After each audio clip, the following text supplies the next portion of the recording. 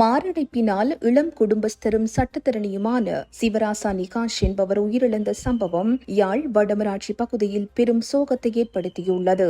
அல்வாய் மனோகரா பகுதியைச் சேர்ந்த இரட்டை குழந்தைகளின் தந்தையும் யாழ் வட இந்து மகளிர் கல்லூரியின் உடற்கல்வி ஆசிரியர் விஸ்வேதிகா அவர்களின் கணவருமான சட்டத்தரணி சிவராசா நிகாஷ் தனது 40வது வயதில் உயிரிழந்துள்ளார். நேற்று செவ்வாய்க்கிழமை தனது பணி முடிந்து மாலை 5 மணியளவில் வீடு திரும்பிய போது நெஞ்சுக்குள் ஒரு மாதிரியாக இருப்பதாக மனைவியிடம் கூற மனைவி இஞ்சி போட்டு தேநீர் வழங்கியுள்ளார். பின்னர் இரவு 7 மணியளவில் உடல்நலம் குறைவினால் உடனடியாக நெல்லியடி தனியார் மருத்துவமனையில் அனுமதிக்கப்பட்டு மேலதிக சிகிச்சைக்காக பருத்தித்துறை ஆதார வைத்தியசாலையில் அனுமதிக்கப்பட்ட போதிலும் அவர் உயிரிழந்திருப்பதாக தெரிய வருகிறது. குறித்த இளம் வயது மரணம் அப்பகுதியையே பெரும் சோகத்தில் ஆழ்த்தியுள்ளது.